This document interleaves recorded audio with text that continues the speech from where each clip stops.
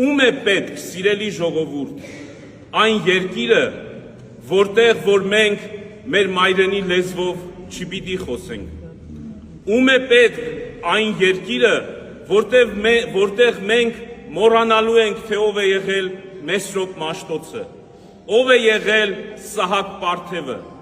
ով է եղել Վիկտոր Համբարձումյանը,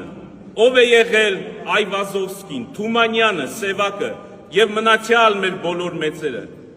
Այդ երկիրը Հայաստանը չէ, այդ երկիրը քրիստոնյա այս երկիրը չէ։